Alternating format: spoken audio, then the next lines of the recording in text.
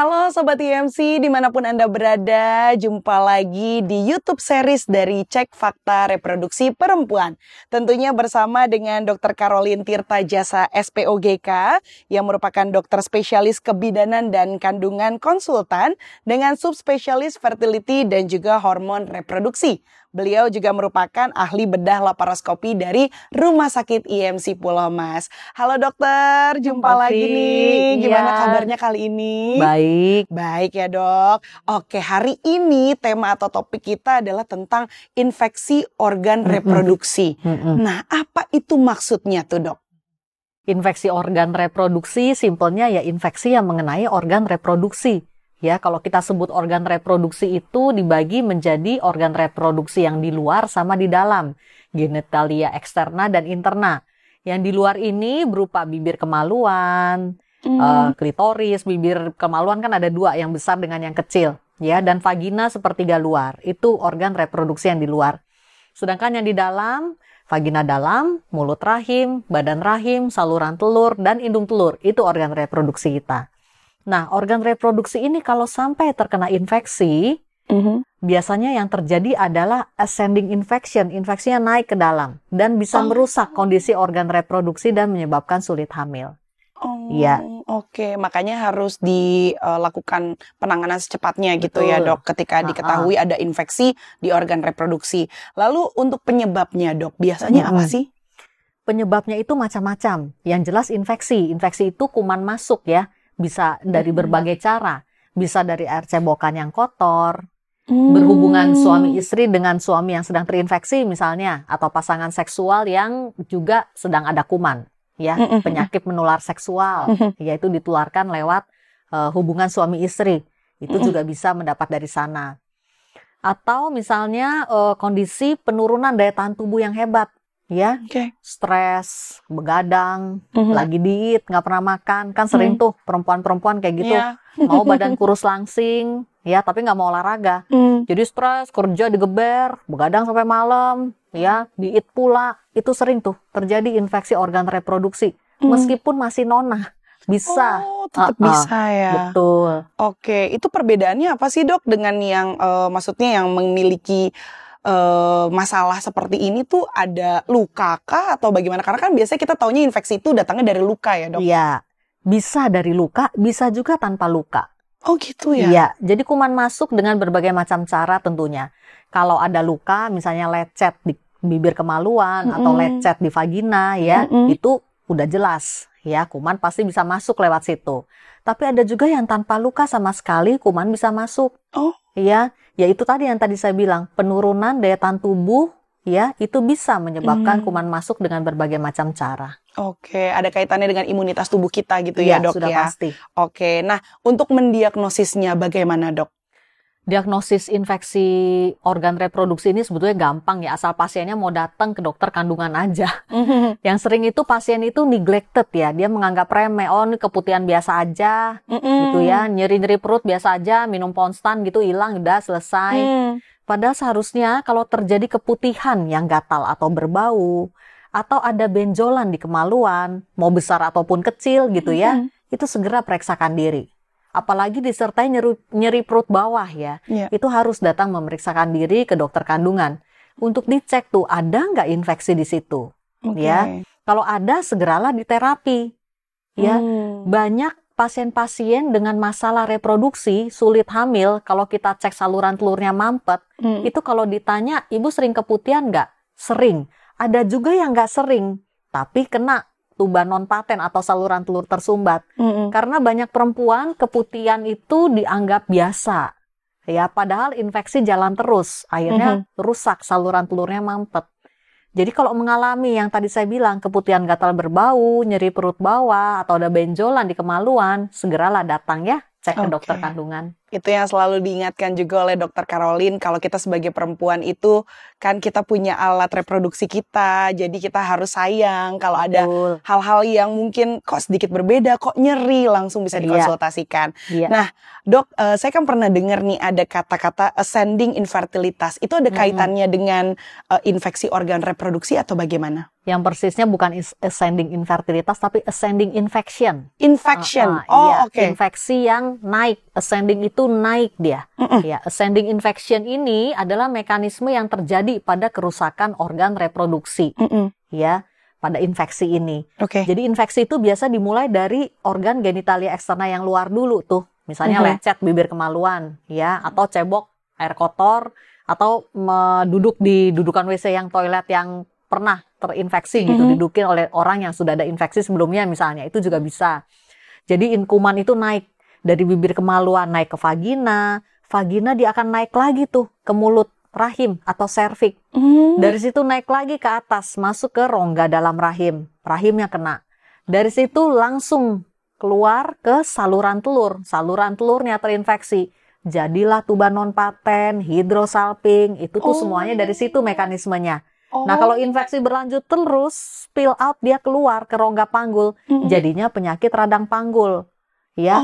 Atau bentuknya yang paling parah tubo-ovarial abses, ya. Semua yang saya sebutkan tadi ada masing-masing tuh videonya di YouTube channel, nanti dilihat ya. Judulnya mulai dari cervicitis, itu infeksi mulut rahim, ya. Kemudian juga tuba non paten, hidrosalping itu juga ada, juga penyakit radang panggul, adnexitis itu juga ada. Bisa dicek nanti masing-masing videonya untuk lebih persisnya ya. Jadi kalau sudah ada keluhan-keluhan tersendiri tentang infeksi organ reproduksi memang harus sesegera mungkin ya dok. Iya, biar betul. tidak keburu menyebar dan naik ke atas gitu ya. Betul. Nah kalau misalnya infeksi organ reproduksi ada kaitannya mungkin dengan infertilitas dok? Sudah pasti. Infeksi organ reproduksi itu yang tadi saya bilang, kalau udah sampai ke saluran telur kan tubanya jadi non paten, hidrosalping. Sperma dan sel telur nggak bisa ketemu lagi secara alami maksudnya ya. Kalau seperti itu ya cara hamil ya mesti pakai bayi tabung. Kalau pada hidrosalping yang berat harus diangkat hidrosalping, apalagi kalau kena kedua tuba ya, next stepnya harus bayi tabung. Ya, itu kalau kena ke tuba. Kalau kenanya di mulut rahim, ya biasanya kondisi infeksi pada mulut rahim itu juga menyebabkan sulit hamil.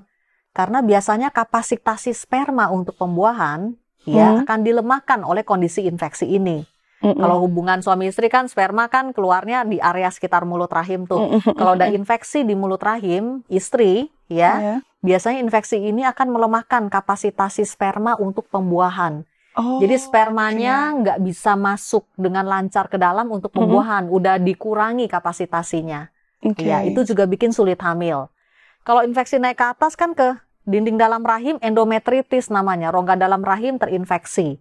Itu menghambat implantasi, ya, atau tertanamnya janin di dalam itu dihambat oleh kondisi infeksi ini. Jadi sudah pasti kondisi infeksi ini akan menyebabkan infertilitas atau sulit hamil. Lalu bagaimana peranan dari suami atau pasangan seksual di dalam hal ini, dok? Nah, pada beberapa kasus infeksi ini adalah termasuk infeksi menular seksual. Jadi dari istri bisa menulari suami dan suami juga bisa menulari istri. Kita sebutnya efek pingpong tuh. Ya. Jadi kalau istri kena, suami juga mesti diobatin. Jadi nggak pingpong infeksinya. Kalau suami kena, istri juga mesti diobatin. Contohnya misalnya infeksi jamur, ya jamur vagina. Ya kalau istri kita cek ada jamur nih, suami juga minum obat. Karena infeksi jamur pada laki-laki itu tidak ada gejalanya. Jadi bapak-bapak merasa dirinya sehat-sehat aja, ya. Tapi dia potensi untuk menulari istri. Karena itu suami juga harus diobati. Contoh lain penyakit menular seksual itu adalah gonore atau kencing nanah. Sifilis, herpes, ya HPV. Ya, yang disebabkan virus HPV. Ujung-ujungnya kanker mulut rahim. Ya, klamidia. Itu semua infeksi-infeksi atau penyakit menular seksual yang juga menyebabkan infertilitas tadi.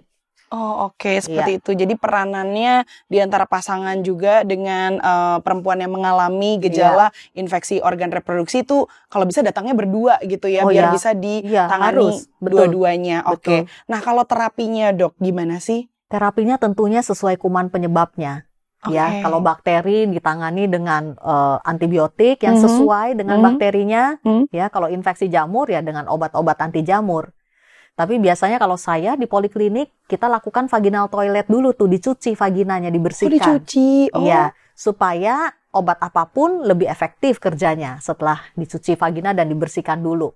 Ya, oke. setelah itu ya jalani, jagalah higiene atau kebersihan vagina masing-masing. Mhm. Ada tuh video edukasinya, cara jaga kesehatan vagina. Nah, Atau persisnya di episode 15 tentang mhm, keputihan, itu juga saya ajari cara jaga kesehatan vagina. mhm, Itu penting untuk mencegah infeksi-infeksi ini. mhm. Karena Ya, bisa juga kan dari cara membersihkan yang salah ya, Dok ya. iya, betul. Oke. Atau Nah, kurang bersih. atau kurang Iya, bersih. heeh. Oke. Terakhir mungkin kalau misalnya ada yang mengalami infeksi organ reproduksi Mm-mm, tapi ingin hamil, Dok. mm-mm. Ada cara yang berbeda mungkin dengan terapi yang sebelumnya Yang jelas infeksi harus dihilangkan dulu.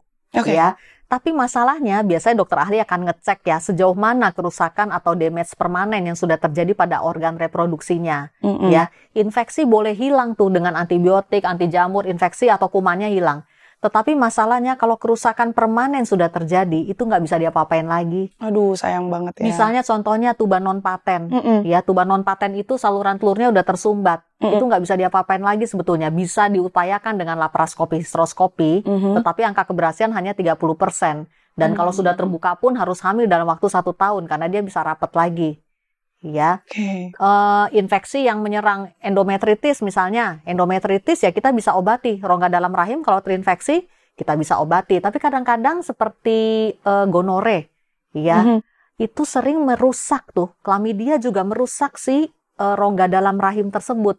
Oke. Sehingga meskipun sudah diobati kuman hilang, Mm. nggak bisa lagi sebagai tempat implantasi. Susah untuk nempelnya embrio tertanam di dinding dalam rahim yang sudah terinfeksi gonore atau chlamydia ini. Oke, makanya sangat Mm-mm. penting sekali jika harus segera menuju ke dokter gitu ya ketika Iya, memang ada infeksi organ reproduksi betul, seperti itu ya, Dok ya. betul.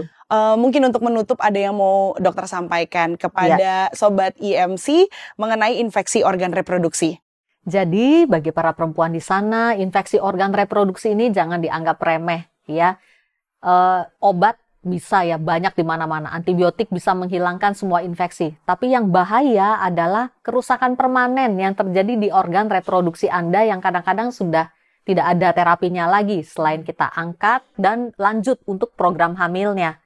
Karena itu jika Anda mengalami keputihan, benjolan di kemaluan atau nyeri perut bawah, itu petanda awal terjadinya infeksi organ reproduksi ini. Segeralah datang cek ke dokter kandungan Anda. Nah, langsung aja bisa cek ya atau book appointment dengan Dokter Caroline biar bisa ngobrol-ngobrol lebih jelas lagi ya. Iya, Oke, Dokter Caroline terima kasih banyak untuk waktunya hari ini. Sama-sama. Luar biasa penjelasannya.